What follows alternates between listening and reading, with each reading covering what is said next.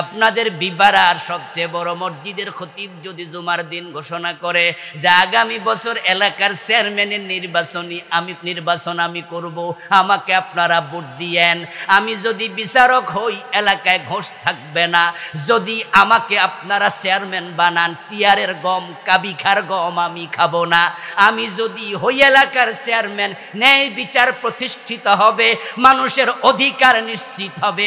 উনি যতই 30 মিনিট বুঝান, কিছু মুসল্লি মনে মনে কইব হুজুর নিজের পায়ে কুড়াল মারলো, ইমামতিটাও বেশি দিন। জুমার পর পর হুজুরকে গিয়ে কামরায় বলবে হুজুর এটা আপনার জন্য না, আপনি এ কাম কেন করতেছেন, বরং আপনি দাওয়াত খাবেন নামাজ পড়াবেন এটাই ঠিক আছে। বাটফারা সিটা গমসোরা সাইলসোর হুজুর মানুষ, আপনি এগুলো কেন? যারা বলছে তারা কিন্তু দুশ্মন না, অনেকে হিতাকাঙ্ক্ষী। ও দোস্ত, এলাকার সাইলসোর গমসোর বাটফা সিটারকে যদি চেয়ারম্যানের জায়গায় রাখো, হুজুর তো 200 জনের ইমাম, 500 জনের ইমাম, তো ইমাম মুত্তাকি যদি হওয়া লাগে এলাকার 15,000 লোকের 20,000 লোকের যে ইমাম হবে সে আরো মুত্তাকি হওয়া দরকার আছে না নাই? তো সোরকে তোমরা নিজেরা চেয়ারম্যান বানাও কেন? এ চিন্তা ঢুকাইছে ইংরেজরা। রাসূলুল্লাহ সাল্লাল্লাহু আলাইহি ওয়াসাল্লাম দায়িত্ব দিলেন আমাদেরকে, আল্লাহ দিলেন দিন কায়েম করো, একামতে দিন আমাদের দায়িত্ব। এখন দিন কায়েম করতে গেলে কঠিন পরিস্থিতির মুখোমুখি হবেন, কারণ দিন যখন কায়েম হবে যারাই অতীতে সুবিধাভোগী ছিল, চোর ছিল, ডাকাত ছিল, সিনেমা হলের মালিক ছিল, সুদী ব্যাংকের মালিক ছিল, দেশের টাকা লুট করেছিল, মদের ব্যবসা করেছিল, যত অনাচার অন্যায়ের সাথে ছিল সবগুলো মানুষ আপনার বিরুদ্ধে দাঁড়াইয়া যাবে। বড় কঠিন কাজ এটা, বড় কঠিন কাজ। এই কাজগুলো যে কয়জন নবী করছে ওই কয়জন নবী মাইর খাইছে। এখন এই শক্ত ওয়াজ যে আজকে করতেছি আপনাদেরকে এটা বুঝাতে চাচ্ছি, দিন কায়েম যদি আপনিও বুঝেন তাহলে মাইর খাওয়ার জন্য আপনিও রেডি হন। কেন মাইর খাওয়ার জন্য রেডি হবেন? যে অতীত ইতিহাস বলে এই কাজে গেলে নবী পর্যন্ত রক্ত দিতে হয়েছে। আচ্ছা, ব্যঙ্গের কোনোদিন সর্দি হয়েছে? বরং বাংলায় প্রবাদ আছে ব্যঙ্গের সর্দি। এটাকে আমরা কি প্রবাদ না কি জানি বলে এটাকে, বাগদারা। তা আমরা ব্র্যাকেটে লিখছি যে অসম্ভব, ব্যঙ্গের সর্দি হবে না, কারণ তার জন্ম কোথায়? পানিতে। তো বলে দুঃখ নিয়ে জন্ম যাদের তাদের আবার দুঃখ কিসের? ব্যঙ্গের সর্দি হবে না, তার জন্ম তো পানিতে, তাকে সর্দি পানি লাগাতে পারে না। আমরা যারা বুঝে শুনে একামতে দিনের রাস্তায় আসব, এই রাস্তায় গেলে ইব্রাহিমের মতো আগুনে ফেলে দিবা, পড়তে রাজি হয়ে যাব, মুসার মতো দেশ থেকে তাড়াইয়া দিবা, হিজরত করতে রাজি হয়ে যাব, নবী মুহাম্মদের মতো দাঁত ভেঙে দিবা, দাঁত দিতে রাজি হয়ে যাব, নবী মুহাম্মদের মতো জেলে দিবা, জেল খাটতে রাজি হয়ে যাব। তাহলে তোমরা কোনোদিন ফাঁসির রশি দেখাইয়া একামতে দিনের কর্মীদের থামাতে পারবা না।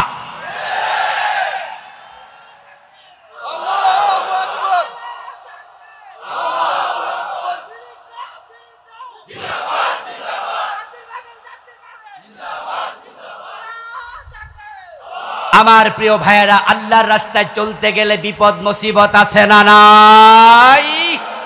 একামতে দিনের পথ কখনোই কুসুমাস্তীর্ণ ছিল না। বিপদ মুসিবত আসবে, তবে আমরা সবাই আল্লাহর উপর ভরসা করে সামনে আগাবো। কারণ 5 জন নবীর জীবন বিশ্লেষণ করে আমরা যেটা আবার দেখি, তার মাঝে হযরত ঈসা আলাইহিস সালাম ছাড়া বাকি 4 জন মাইর খাওয়ার পর আল্লাহ নিজে তাদেরকে বিজয় দিছে। এবার বলুন তো, নবী ঈসা যখন আবার আকাশ থেকে নামবেন তখন তিনি কি পরাজিত হবেন না বিজয়ী হবেন?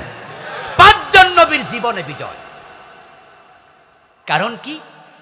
কারণ যে দিনের কথা আমি এতক্ষণ বললাম কায়েমের বিষয়, সে দিন কি আমাদের না দিন আল্লাহর? দিন কার? ইয়েস। দিন আল্লাহর। ইযা জাআ নাসরুল্লাহি ওয়াল ফাতহ ওয়া রাআইতান নাসা ইয়াদখুলুনা ফি দীনিল্লাহ। হে নবী, যখন আল্লাহর পক্ষ থেকে সাহায্য বিজয় এসে যাবে, আপনি দেখতে পাবেন মানুষ আল্লাহর দ্বীনে প্রবেশ করছে। তাহলে দিন কার? বলেন বলেন, সবাই বলেন, দিন কার? তাহলে আমরা কার দিন কায়েমের কাজ করি? আল্লাহর দিন কায়েমের কাজ করি। দিন আমাদের না, আমরা আল্লাহর দিন কায়েমের কর্মী। এজন্য যখনই দিন কায়েমে বাধা আসে, আমাদের সে আল্লাহ নিজে প্রতিরোধে এগিয়ে আসে। যেমন বাংলাদেশে মাত্র 15 বছরের ব্যবধানে আল্লাহ এগিয়ে এসেছেন।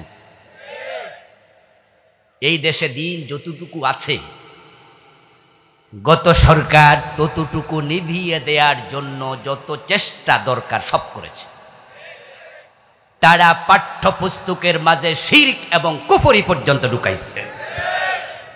তারা মাদ্রাসার সিলেবাসের বইয়ের মাঝে, আপনারা বাড়ি গিয়ে এবার দেখবেন ক্লাস 6-7 এর বইতে 2024 সনে যে বইগুলো এখনো চলমান আছে, বইয়ের পৃষ্ঠার মাঝে দোতারার ছবি, সেতারার ছবি, হারমোনিয়ামের ছবি, মাদ্রাসার পৃষ্ঠায় মেয়ে হাফ প্যান্ট পরা ছবি ঢুকাই দিচ্ছে।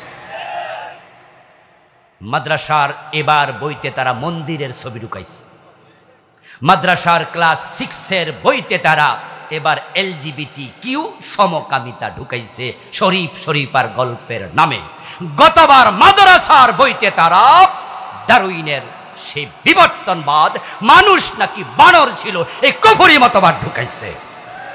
তারা মাদ্রাসার সিলেবাসের বইতে ঢুকিয়েছে ধর্ম যার যার উৎসব সবার, এই স্লোগান কুফরি কুফরি কুফরি স্লোগান। এই দেশটাকে তারা শেষ করে দিতে চেয়েছিল। আলহামদুলিল্লাহ, দিন কার? বলেন না কার? ইউরিদুনা লিইউতফিউ নূরাল্লাহি ওয়াল্লাহু বিআফওয়াহিহিম ওয়াল্লাহু মুতিম্মু নূরিহি। সুবহানাল্লাহ পড়েন। আল্লাহ তাআলা সূরা সাফে বলেন, তারা চায় আল্লাহর নূরকে ফু দিয়ে নিভিয়ে দিতে, কিন্তু আল্লাহর সিদ্ধান্ত হলো আল্লাহর নূর, আল্লাহর ইসলাম আল্লাহ নিভতে দেবেন না। বাংলাদেশের ইসলাম নিয়ে আমি দারুণ আশাবাদী, খুব আশাবাদী। এই কারণে আমি দেখেছি অতীত ইতিহাস পর্যালোচনা করে, চলমান বিশ্বের অনেক দেশকে পর্যালোচনা করে, যে আমাদের দেশের প্রতি আল্লাহর রহমত অন্য জায়গার চেয়েও বেশি। মাত্র 15 বছরে 11 জন নেতার ফাঁসি হলো, হেফাজতে কয়েকশো মারা গেল, সময় গেল 15 বছর, আল্লাহ আবাবিল পাঠায়া মাটিতে নামায়া দিলেন, আর জালেম সরকার পালিয়ে যেতে বাধ্য হয়েছে।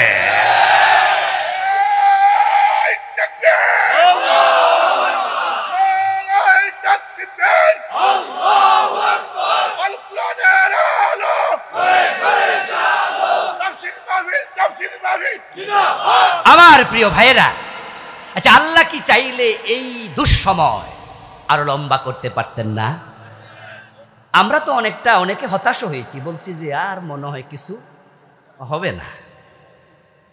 বিএনপির মতো দল ব্যর্থ হলো, আন্দোলন করতে পারছে না, বরং আন্দোলন যে জমছে না, জমবে কেমনে? নেতারা কোনো একটা সাংবাদিক সম্মেলনে বক্তৃতা দিয়ে বাড়ি যাওয়ার আগে পুলিশ জায়গা, ঠিক না ভাই, ঠিক না? দেখা যাচ্ছে যে বাড়ি যাইতে পারতেছে না, ঘরে যাইতে পারছে না, jail jail jail jail jail, কত আর রাস্তায় দাঁড়িয়ে থাকবে? বউ বাচ্চা তো সবারই আছে। জামাত ইসলামের মতো একটি শক্তিশালী ইসলামী দল, তাদের কত নেতা, হাজার হাজার মামলা তাদের বিরুদ্ধে, হচ্ছে না। এক পর্যায়ে তো তারা আন্দোলন করতে গিয়ে লজ্জা পেয়ে বলতো যে আন্দোলন হবে তবে ঈদের পরে, কিন্তু কোন ঈদ এটা বলতো না। বাস্তবতা তাই ছিল, পারছিল না। এই যে অবস্থা হয়েছে, এবং তাদের কনফিডেন্ট লেভেলটা কোথায় গিয়েছে? তাদের বড় নেতা বলল, কিসের আন্দোলন? এই বছর না সে বছর মানুষ বাঁচে কয় বছর? তারা ঘোষণা করলো ভিশন 2041। তারা ঘোষণা করলো 41। আপনি কি ভাবতে পারেন? 3 নির্বাচন গেল, 15 বছর গেল, বলছে 41, মানে 2025 থেকে 41, আবার 15 বছর। তারা ভাবছে আমরা সর্বনাশ সরাতে পারবা না। আমার আসমানের মালিক আল্লাহ বলে না, বাংলাদেশের স্পেশাল জায়গা, শাহজালালের জায়গা, শাহ মাখদুমের জায়গা, খানজাহান আলীর জায়গা, ফুরপুরার পীর সাহেবদের জায়গা, জনপুরের পীর সাহেবদের জায়গা, পীর ওলামা বুজুর্গের জায়গা, আল্লামা সাইদির 13 বছর জেলখানার জায়গা। এই জালেমকে রাখা যাবে না। পালা পালা পালা, 300 জন একসাথে পালিয়ে গেল।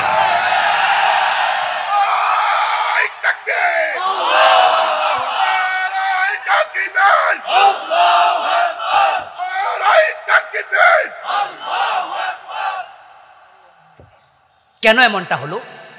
স্পেশাল সাহায্য বাংলাদেশে কেন আসলো? আমি কেন আশাবাদী? এবার আমার একটু বিশ্লেষণ শুনুন, সেটা আপনার সাথে মিলতে পারে, নাও মিলতে পারে। আমার বিশ্লেষণটা হলো, যার কেউ নাই তার থাকে কে? তাহলে বিশ্লেষণ এটা তো মিলছে নাকি? যার কেউ নাই তার থাকে কে? আল্লাহ। আমার প্রিয় ভাই, ফিলিস্তিনের দিকে তাকান। চারপাশের সবগুলো রাষ্ট্র মুসলমান, তারা চাইলে কিন্তু সাহায্য করতে পারত।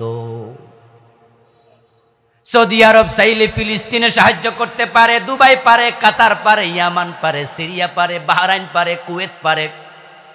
কিন্তু মানুষগুলো মুসলমানের চিৎকার শুনেও তারা সাহায্য করতে আগায় না। আমার আল্লাহ কয়, তোরা যদি না আগাস আমিও আগাবো না।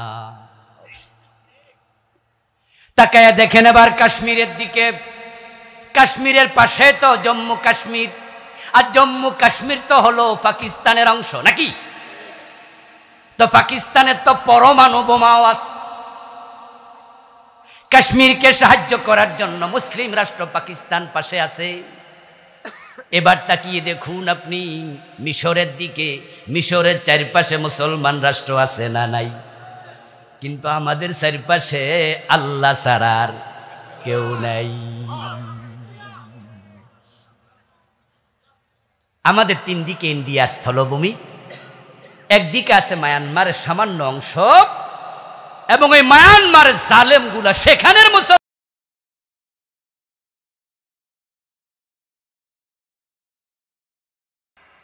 আর আরেক দিকে ভারত মহাসাগর, এটাও তো ইন্ডিয়ার অংশ।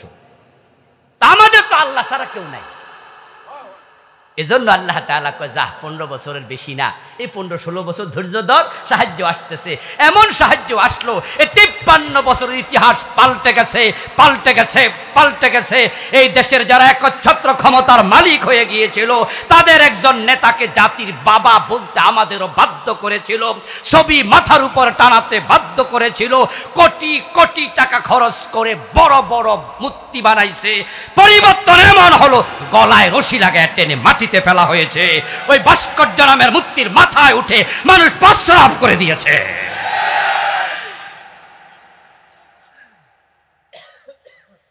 আপনারা দেখেছেন যে বর্তমান যে সংবিধান, তার অনেকগুলো ধারা ইতোমধ্যে মুলতবি। এটা আমাদের জন্য আশার বাণী শোনায়। প্রধানমন্ত্রী যেহেতু তিনি পালিয়ে গেছেন, তাই তার সাথে সংশ্লিষ্ট সংবিধানের যতগুলো ধারা আছে, অনুচ্ছেদ আছে, সবগুলো নিজে নিজে মুলতবি হয়ে গেছে, কারণ তিনি যেহেতু পালিয়ে গেছেন। মন্ত্রী পরিষদের সাথে সম্পৃক্ত সবগুলো ধারা মুলতবি, কারণ মন্ত্রীরাও নিজ দায়িত্বে পালাইছে। 300 এমপি, তাদের সাথে সংশ্লিষ্ট সবগুলো ধারা নিজে নিজে মুলতবি, কারণ 300 এমপি নিজ থেকে পালাইছে। একজন তো দাড়ি মারি কামাইয়া পালাইতে চাইছে, তাও পারে নাই। বেজ্জতি কারে কয়? আল্লাহ চাইলে কি না পারে? যারা মানুষের বেজ্জতি করতো, আল্লাহ তাদেরকে বেজ্জতি করছে, ঠিক কিনা? বিচারপতি কালামানিক কিভাবে মানুষকে হেয় করত, কিভাবে করত! আল্লামা সাইদির মুখের দিকে তাকিয়ে সে এজলাসে বসে গালি দিয়েছে, গালি।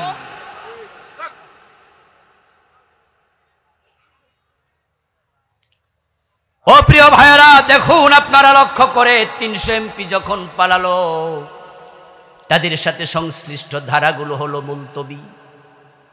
এজন্যই কথা উঠছে, সংবিধানের যেহেতু অধিকাংশ ধারা এখন অচল হয়ে গেল, মুলতবি হয়ে গেল, এবং এই সংবিধান বাংলাদেশকে সমৃদ্ধি দিতে, নিরাপত্তা দিতে ব্যর্থতার পরিচয় দিয়েছে। তাই গুণীরা বলতেছে সংবিধান এটাকে আর চালু রাখা দরকার নাই, এটা সংস্কার করো। কেউ কেউ বলছে না, বরং নতুন করে লেখো। ইতিমধ্যে সরকার কমিটির আহ্বান করছে, বিভিন্ন গুণীজনদের সাথে সংলাপ শুরু করেছে। সংবিধান কি সংস্কার হবে না সংবিধান নতুন করে রিরাইট হবে, নতুন লেখা হবে? আমরা বলতে চাই সংস্কার টস্কার আর দরকার নাই। 18 বার তো সংস্কার হয়েছে, কোনো কাম তো দেয় নাই।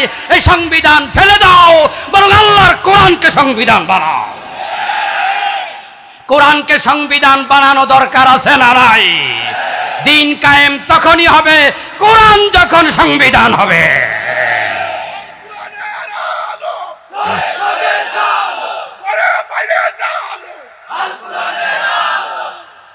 আমার প্রিয় ভাইরা, রাসূলুল্লাহর উপরে আল্লাহ দায়িত্ব দিলেন যে আপনি দিনের বিজয় করুন, দিন কায়েম করুন। আমার রাসূল মক্কায় 13টা বছর চেষ্টা করলেন। মক্কায় কি দিন কায়েম করতে পেরেছিলেন? পারেননি। কারণটা কি ছিল? প্রিয় ভাইয়েরা শুনুন, রাসূলের নবুয়তের বয়স 23। মক্কায় কাটালেন 13, মদিনায় কাটালেন 10। 3 বছর কোথায় বেশি? মক্কায় বেশি। কিন্তু দিনের বিজয় মক্কায় হয় নাই। 3 বছর বেশি হইলে লাভ কি? এই কোরআনে মোট সূরার সংখ্যা 114, তার মাঝে মক্কায় নাজিল হইছে 86, মদিনায় নাজিল হইছে মাত্র 28। মক্কায় 3 বছর সময়ও বেশি, মক্কায় নাজিল হওয়ার সূরা সংখ্যাও বেশি। 4 খলিফার জন্মস্থান মক্কায়, আল আশারা আল মুবাশশারা 10 জনের জন্মস্থান মক্কায়। কিন্তু দিন বিজয় হলো মদিনায়। কারণ শুধু একটা, মক্কার সংসদ দারুন নাদওয়াতে আবু জেহেলরা প্রিয় নবীকে কোরআন নিয়ে ঢুকতে দেয় নাই। যখন রাসূল কোরআন নিয়ে সংসদে ঢুকতে পারেননি, দিন বিজয় হয়নি। দিন বিজয় তখন হবে দিনের আইনগুলো যখন সমাজে কার্যকর হবে। আজকের এই মাহফিলে হাজার হাজার লোক আপনারা উপস্থিত।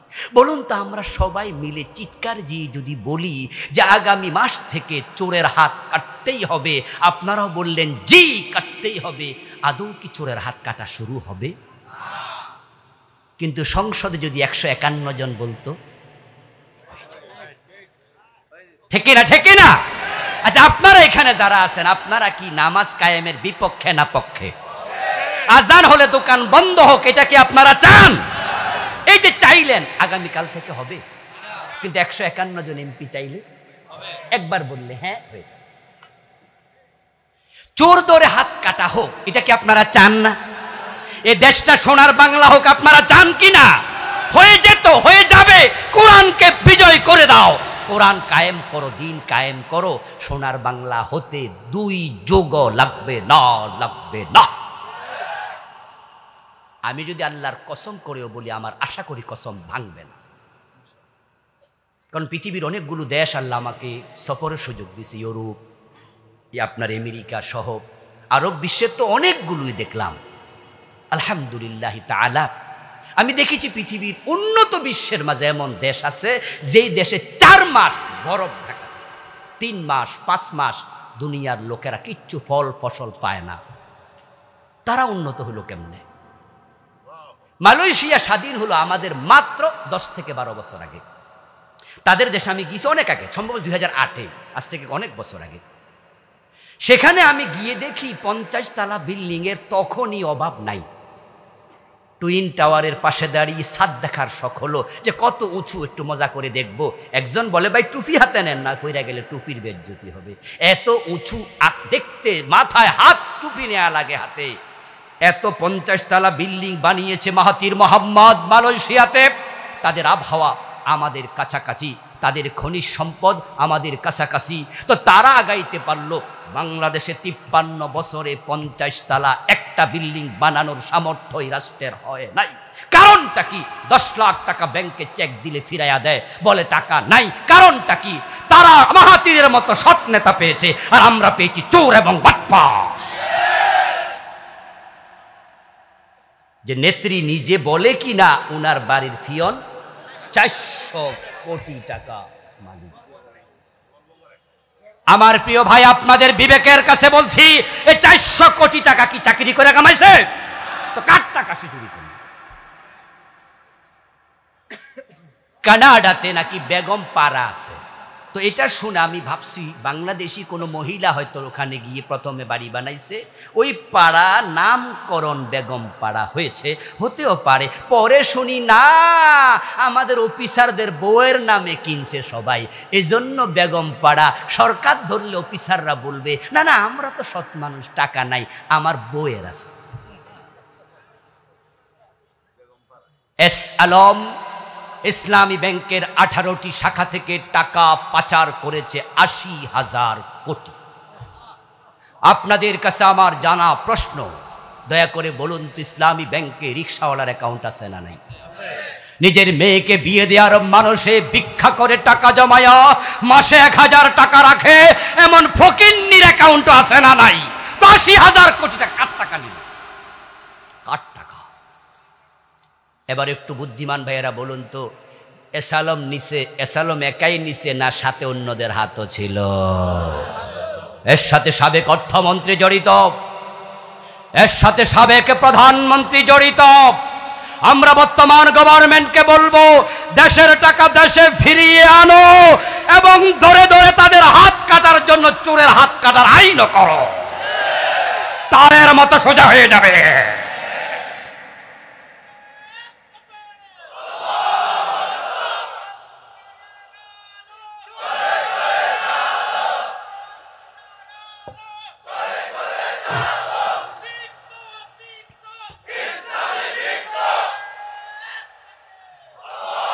আচ্ছা, সোর ধরে হাত কাটতে হবে এই কথা শুনে আপনারা কি কেউ বেজার হয়েছেন? কেন বেজার হবেন? আপনি তো আর সোর না। কিন্তু কিছু লোক বেজার হয়, তারা বলে হুজুররা শক্ত ওয়াজ করে কেন, এবং অতি মানবিক হয়, বলে সোর যদি ধরে হাত কেটে দেন বেটা ভাত খাইব কি দিয়া? আমি তখন বলি ঘটনা কি? হাত কাটবে সোরের, টেনশন করে নেতা, ঘটনা কি? তখন আবার বুঝি কারণ আছে। ঘরে গিয়ে আয়নার সামনে দাঁড়ালে আয়নার ভিতরে চোর দেখতে পায়। আমার প্রিয় ভাই, 2021-এ আমেরিকায় গেলাম, 10 দিন ছিলাম। শীতকাল আসছিল, নভেম্বর মাস চলছিল। আমার নাকের শ্লেষা জমে গেল, টান দিছি রক্ত বের হয়। প্রচন্ড শীতে আমি বারবার বলছি, আল্লাহ 10 দিন তাড়াতাড়ি শেষ করো, এত শীত আমার সহ্য হচ্ছে না। আমার বাংলাদেশি এক ভাইকে জিজ্ঞাসা করলাম, আপনারা সহ্য করেন কেমনে? বলে হুজুর শীত তো এখনো আসেই নাই, আসবে তো ডিসেম্বরে, যখন 2.5 থেকে 3 ফিট আমাদের বাসার সামনে বরফ জমবে, আমাদের গাড়িগুলো বরফের নিচে চাপা পড়ে যাবে। এমনও ঘটনা ঘটে যে দরজা মিউনিসিপ্যালিটির লোকেরা এসে কুড়াল দিয়া ধাক্কাইয়া বরফ গলায়া আমাদের বের করে। এ গাছপালার একটা পাতা থাকবে না।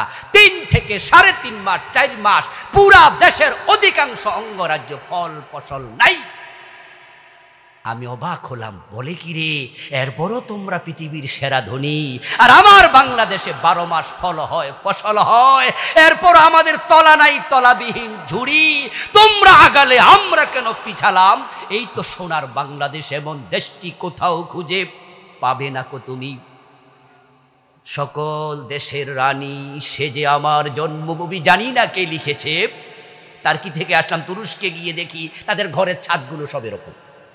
আপনারা গুগলে দেখবেন, তুরস্ক লিখে দেবেন, বাড়িঘর আসবে, সব ছাদ এরকম কার্ভ করা। আমি জিজ্ঞাসা করলাম যে ভাই কেন? আমাদের দেশে প্লাট, তোমাদের দেশে কার্ভ। বলল হুজুর, বরফ যখন 3-4 মাস জমতে থাকে, এমন জমে শীত চলে যাওয়ার পরে কার্ভ হওয়াতে সূর্যের আলোতে তাড়াতাড়ি গলে। বললাম ওই 3.5 মাস কি খাও? বলে কি যে বলেন, খাবারের কি অভাব আছে? 3.5 মাস ফল নাই, ফসল নাই, খাবারের অভাব নাই, সরকার ভর্তুকি দিচ্ছে, পৃথিবীর অন্য দেশ থেকে কিনে এনে মানুষকে খাওয়াচ্ছে, আর আমার দেশে আম খেয়ে তার আপনার বিচিটা ফেলে দেন, তারপরে 2 দিন পরে 5 দিন পরে আস্তে করে দেখবেন যে গাছ উঠতেছে, 2 বছর পরে নিজে নিজে ফসল হয়, পচা লাউ ফেলে দেয় রাস্তার পাশে, পাখি এসে ওই লাউয়ের দানা খায়, পায়খানা করলে সেখান থেকে নিজে নিজে গাছ হয়ে লাউ ধরে। সৌদি আরবে, দুবাইতে, কাতারে গাছতলায় তাকাবেন, পাইপলাইন দেখা যায়, সকালে পানি দেয়, সন্ধ্যায় পানি দেয়, একটা গাছ বাঁচাতে হাজার লক্ষ টাকা খরচ হয়। আর আমার দেশ সুজলা সফলা, শস্য শ্যামলা, সোনার বাংলা, তারা গেল, আমরা পিছালাম শুধুমাত্র চোর চোর চোরগুলার কারণে।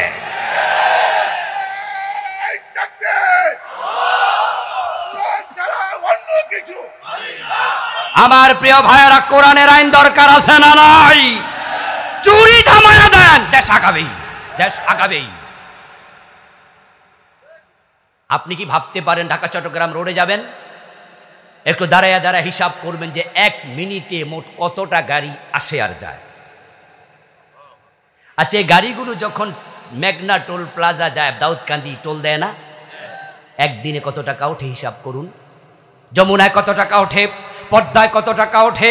100 টাকার প্লাক্সি লোড করলে এখান থেকে 15 টাকা সাথে সাথে কেটে নিয়ে যায়। আপনি যখন টাকা কামাই করেন তখন আপনাকে 15% ট্যাক্স দেয়া লাগে। যখন আপনি একটা 5 টাকায় 15 টাকার টিস্যু কিনবেন, সেখানেও 5% ভ্যাট দিতে হয়। দেশের টাকা দিয়ে তো দেশ আগাবে যদি চুরি বন্ধ করা যায়। আর দরজা খুলে ঘুমাতে চান, চোর হাত কাটা 6 মাস চালু রাখেন, ঠেলার নাম সোজা হয়ে যাবে তারের মতো। তবে হ্যাঁ বন্ধু, বিষয়টা সহজ নয়। এরপর আমি আশাবাদী, কারণ যেহেতু আল্লাহ তাআলা এবার সুযোগ করে দিয়েছেন, আল্লাহর দেয়া সুযোগটা আমরা এবার কাজে লাগাতে চাই। তাই কোরআন কায়েমের ব্যাপারে দলমত ভুলতে চাই। আলেম ওলামাদের কাছে করজোর অনুরোধ রাখতে চাই, ইখতিলাফ ভুলে যান, ইখতিলাফ ভুলে যান। কেউ আমিন জোরে বলুক বলুক, আস্তে বলুক বলুক, নাবির উপরে হাত, নাবির নিচে হাত আছে, এটা থাকবে, এটা চলুক। কিন্তু আমরা দিন বিজয়ের ব্যাপারে, কোরআন কায়েমের ব্যাপারে যদি একমত হয়ে যাই, আলেমরা এক হলে জালেমরা লেজতুলা পালায়া যাবে। মানুষ আলেমদের দিকে এবার তাকিয়ে আছে, এই সুযোগ এবার হাতছাড়া করবেন না। আর যারা জালেম হয়ে আছে তারা বলতেছে শট করে বাংলাদেশে ঢুকে যাবে। ওই জালেমরা শট করে আর ঢুকতে পারবে না। যে আল্লাহ সাহায্য করেছে তিনি বাংলাদেশের স্থিতিশীলতা বজায় রাখবেন ইনশাআল্লাহ। আল্লাহর সাহায্য যেহেতু এসেছে, আরো আসবে। তবে আল্লাহর সাহায্যের একটা রীতি আছে, চূড়ান্ত সাহায্যের জন্য চেষ্টা আরো চালাতে হবে। আল্লাহর সাহায্যের রীতি হলো, মানুষের চেষ্টা যখন শেষ হয় আল্লাহর সাহায্য তখন শুরু হয়। আলহামদুলিল্লাহ শুরু হয়েছে, এটা চলমান রাখতে হবে। ইব্রাহিমকে আল্লাহ সাহায্য করেছে, অগ্নিকুণ্ডে ফেলে দিয়েছে, আগুন তাকে পোড়ায়নি। সে আল্লাহ এখনো আছে না নাই? আছে। ভয় পাওয়ার কোনো কারণ নেই। আলহামদুলিল্লাহ, আলহামদুলিল্লাহ সুস্থ হয়ে গিয়েছে। ঢাকা মহানগরী উত্তর এখন বড় দায়িত্ব পালন করছে। যখন দেখা হয় তখন বলি, আপনি জীবন্ত শহীদ। আপনাকে তো আমরা পাবো ভাবি নাই। যেই সালাউদ্দিন আমার বাইকে টয়লেটের কমোডে মুখ চেপে ধরেছিল, আপনারা জানেন যেই গুলশানে যে একটা হোলি আর্টিজেন, ওই হোলি আর্টিজেনের সময় ওই সন্ত্রাসীদের বোমার আঘাতে সালাউদ্দিন সেখানেই শেষ। কিন্তু আমার ভাই দেলোয়ার এখনো বেঁচে আছে, ভালো আছে। আমরা ইব্রাহিমের উত্তরসূরি, আমরা ভয় পাই না। নাসরুম মিনাল্লাহি ওয়া ফাতহুন করিব। হতাশ হওয়া যাবে না। আল্লাহ তাআলা কোরআন মাজিদে হতাশ হতে মানা করেছেন, ওয়ালা তাহিনু ওয়ালা তাহজানু ওয়া আনতুমুল আলাউনা ইন কুনতুম মুমিনিন। হতাশ হতে মানা করছে কে? আল্লাহর দিন কায়েমের জন্য আমরা আগাবো, আমাদের টেনশন কি? দিন তো আল্লাহর। আমার প্রিয় ভাই, আপনাদের এলাকায় যদি মেম্বারি নির্বাচন হয়, চেয়ারম্যানই নির্বাচন হয়, আপনি চেয়ারম্যানের মার্কার পোস্টার লাগানোর জন্য চান্দোলা বাজার আসলেন। চান্দোলা বাজার এসে চেয়ারম্যানের আম মার্কা, জাম মার্কা, তালগাছ মার্কা, বিভিন্ন মার্কা হয়, আপনি দেয়ালের মাঝে লাগাইছেন। আপনাকে লাগাতে দেখে আরেক চেয়ারম্যান, যে ওই চেয়ারম্যান বিরোধী, তার লোকেরা এসে দু চারটা লাগাইলো, পোস্টারগুলো ছিঁড়ে ফেললো। আচ্ছা, পোস্টারগুলো যখন ছিঁড়ে ফেললো, আপনাকে দু চার ঘা লাগাইলো, এই খবরটা যদি আপনার চেয়ারম্যান সাহেব শোনে, আপনি ফোন করে জানান, তাহলে কষ্ট আপনি যা পেয়েছেন চেয়ারম্যান কি এসে কম পাবেন? আরো বেশি। কারণ মার্কাটা কি আপনার না চেয়ারম্যানের? আপনি তো কর্মী, মার্কা তো আপনার না, মার্কা তো চেয়ারম্যানের, তাই তার কষ্ট বেশি লাগে। জালেমরা যখন কোরআনের কর্মীদের গায়ে হাত দেয়, আমরা যত ব্যথা পাই, আল্লাহ আরো বেশি ব্যথা পায়।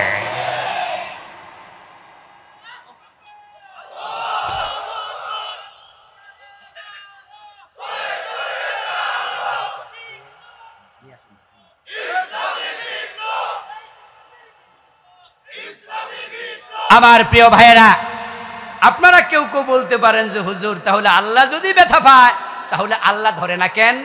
আমরা বলি ধরে না কইলো কেডা, তবে ধরতে সময় দেয়, কারণ আল্লাহর ধৈর্য আমাদের সে কম না বেশি। আল্লাহ তাআলা কোরআনে বলছেন, উমলি লাহুম ইন্না কাইদি মাতিন। আল্লাহ তাআলা বলেন, আমি তাদেরকে রশিতে ঢিল দেই। ইন্না কাইদি মাতিন, তবে তোমরা শুনে রাখো, আমার কৌশল বড় শক্ত। ইন্না বাতশা রাব্বিকা লাশাদীদ। ও নবী মুহাম্মদ, আপনার রবের ধরা বড় কঠিন।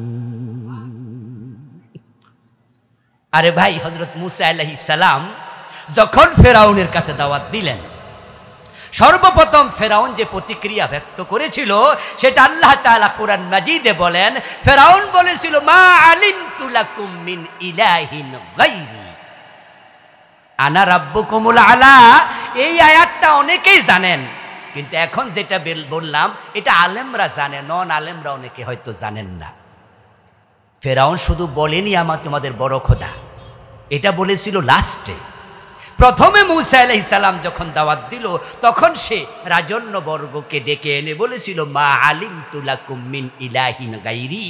যে মুসা যে বলছে লা ইলাহা ইল্লাল্লাহ, আল্লাহ ছাড়া ইলাহ নাই, আমি ফেরাউন আমি ছাড়া ইলাহ আছে এটা তো আজকে শুনলাম, আমি তো জানি না মুসা এসব কি বলে। আমার বন্ধু ফেরাউন নিজেকে খোদা ভেবে বসলো। মুসা আলাইহিস সালাম যান তুর পাহাড়ে, আল্লাহর সাথে কথা বলেন, মাঝে মাঝে আল্লাহকে বলেন, রব ফেরাউন কত মানুষের উপর জুলুম করতেছে, তুমি একটা কিছু করো, তুমি একটা কিছু করো, তুমি একটা কিছু করো। এক পর্যায়ে ফেরাউন ঘোষণা করে দিল, আনা রাব্বুকুমুল আলা, আমি তোমাদের সবচেয়ে বড় খোদা।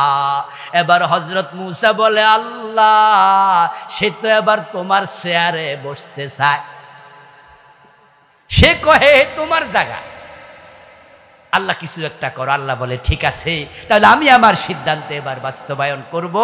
তুমি তোমার বনি ইসরায়েলের লোকদেরকে সাথে নিয়ে চলে যাও।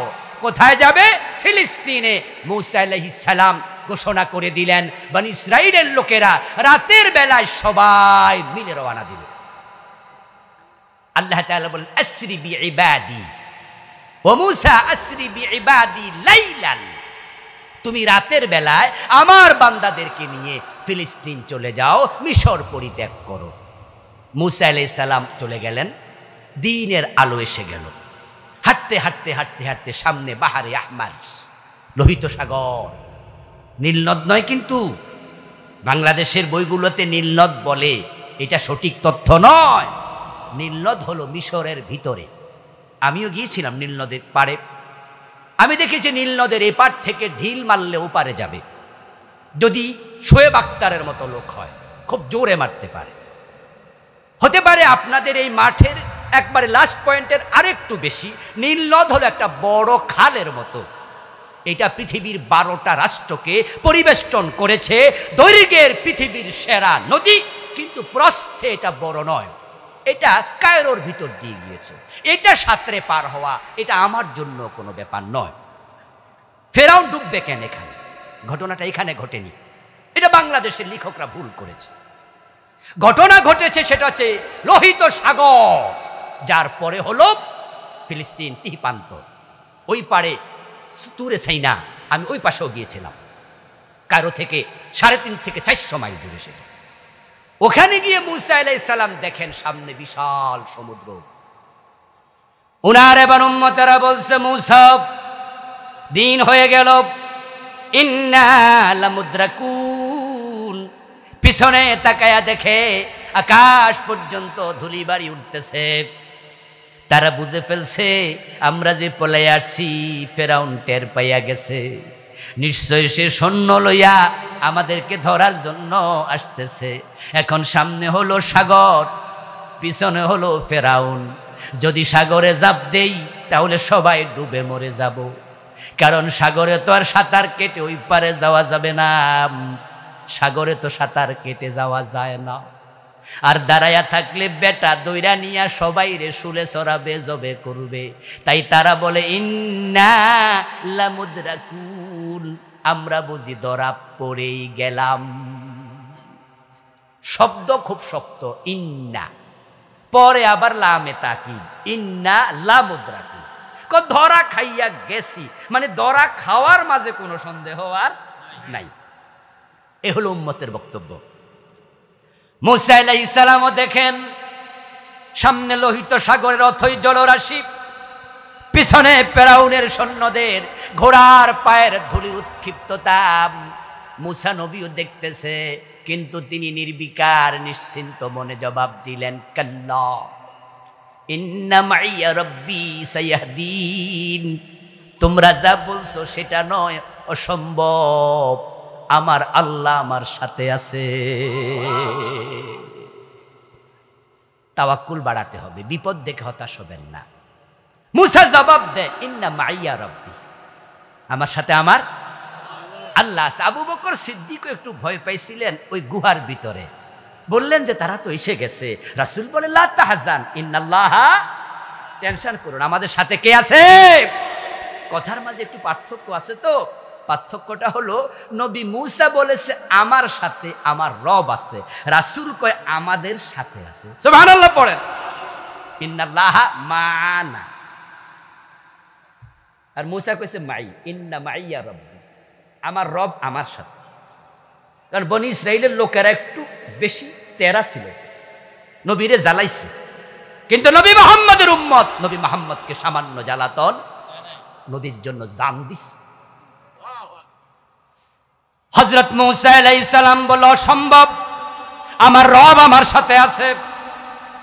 আরশের মালিক মুসার কলবের দিকে তাকায়া কয়, মুসা আমার উপর তোমার এত ভরসা যখন আছে, তাহলে আর দেরি নয়, ওয়াদ্রিব বিআসাকাল বাহার, তোমার হাতে যে লাঠি আছে লাঠিটা সমুদ্রে একটা আঘাত করো।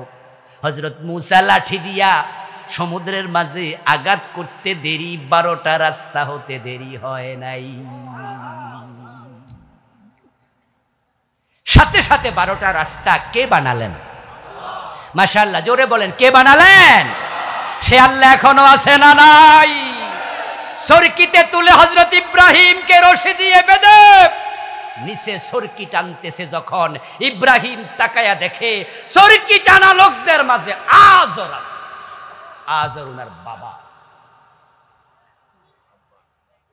বাবাকে দেখে নবী ইব্রাহিম খুব কষ্ট পাইছিলেন, খুব কষ্ট পাইছিলেন। আরে আমার আগুনে ফেলানোর জন্য নমরুদ কাজ করে, তার লোকেরা কাজ করে, আমার বাবাও বুঝি রশি টানে।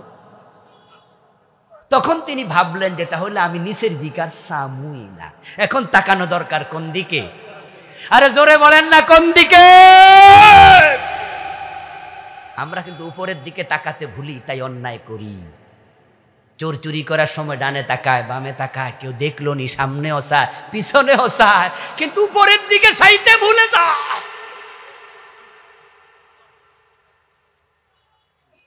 ডানে বামে তাকায়া যখন দেখে কেউ নাই, কেউ দেখে না, চোর চুরি করে। যদি আসমানের দিকে তাকাইতো সে বুঝতো আমার আল্লাহ তো দেখে, চুরি করব কেন? ইব্রাহিম আলাইহিস সালাম বলে জমিনের দিকে আর তাকাবই না।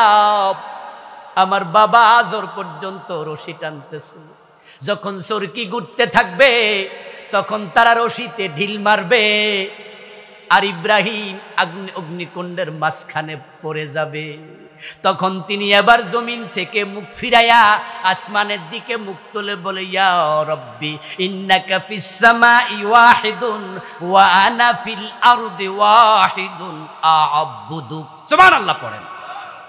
তাফসীর ইবনে কাসির প্রণেতা লেখে ইব্রাহিম নবী আসমানের দিকে তাকিয়ে বলে, আল্লাহ আকাশ চালাও তুমি একা, মালাকুত জাবারুত সবকিছু তুমি একা চালাও, জমিনে তাকায়া দেখো তোমার গোলাম ইব্রাহিমও একা,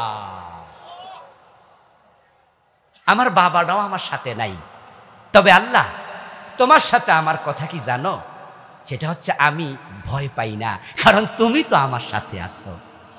হাসবি আল্লাহু নি'মাল ওয়াকিল।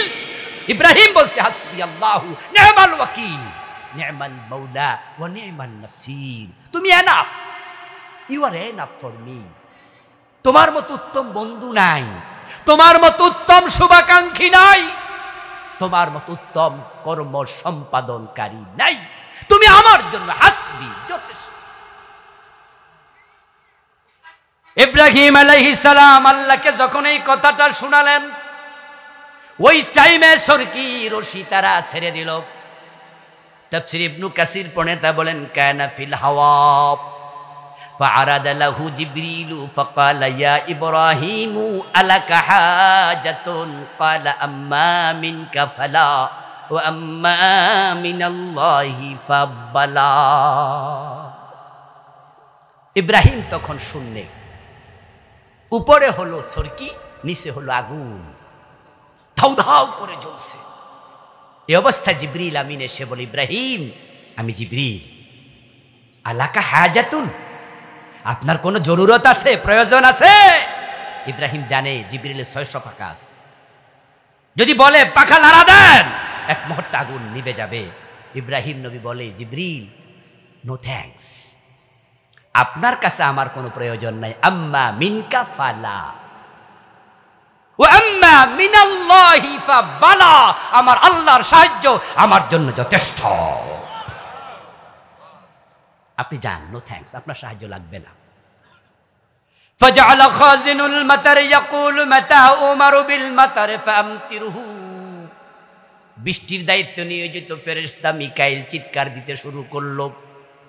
মিকাইল বলতেছে, আল্লাহ তোমার বন্ধু ইব্রাহিম আগুনে পড়ে, আমার দায়িত্বে তো পানি আছে, আমি তো বৃষ্টির দায়িত্বে নিয়োজিত ফেরেশতা, আমি চাইলে তো পানি দিয়ে আগুন নিভাইয়া দিতে পারতাম, কিন্তু তোমার অনুমতি ছাড়া তো আমি বৃষ্টি নাজিল করতে পারি না, তুমি আমার একটু অনুমতি দাও। সুবহানাল্লাহ পড়বেন না ভাইয়া?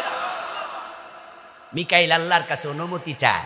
আল্লাহ বলে, মিকাইল লাগবে না, আমার ইব্রাহিম যেহেতু আমার উপর ভরসা করে তার জন্য আমি যথেষ্ট।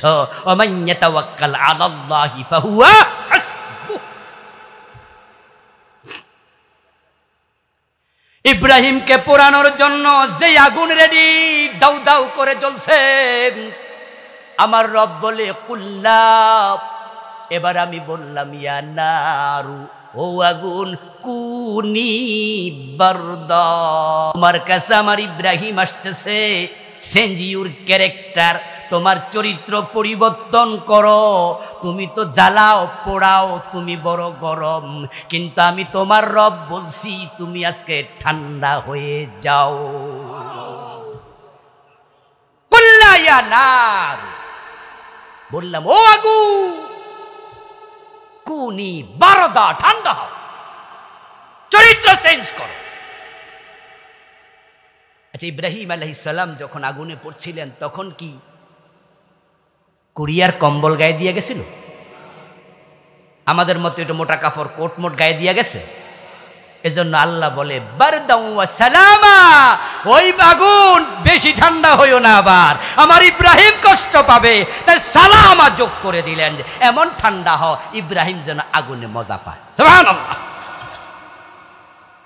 ঠান্ডাও না গরমও না, এমন ঠান্ডা হও যেটা মজাদার ঠান্ডা, যেটাকে আমরা এয়ার কন্ডিশন বলি। আগুনের ভিতরে ইব্রাহিম আলাইহিস সালাম 40 দিন ছিলেন। কানাতিন নার লাম তাহরিক মিনহু ইল্লা ওয়াসাফা। ইবনে কাসির প্রণেতা রাহিমাহুল্লাহ বলছেন, ইমাদুদ ইবনে কাসির বলেন যে ইব্রাহিম আগুনের ভিতরে ছিলেন, আগুন তার গায়ের পশম টাচ করে নাই, শুধু হাত পা যে রশি দিয়ে বেঁধেছে ওই রশিগুলো খেয়ে ইব্রাহিমকে মুক্ত করে দিয়েছে। ইব্রাহিম আলাইহিস সালাম 250 বছর হায়াত পেয়েছিলেন, 175 বছরের লম্বা হায়াত। উনি 40 দিন পরে সুন্দরভাবে বের হলেন। ওই লম্বা হায়াত নিয়ে উনার নাতির সাথে পুন্তির সাথে যখন গল্প করতেন, ছেলে মেয়েদের সাথে, নবী ইব্রাহিম তখন জীবনের কারগুজারি এভাবে শোনাতেন, আমি আমার লম্বা জীবনে যত আরাম আয়েশ ভোগ করেছি, সবচেয়ে বেশি আরামে ছিলাম নমরুদের আগুনের ভিতরে।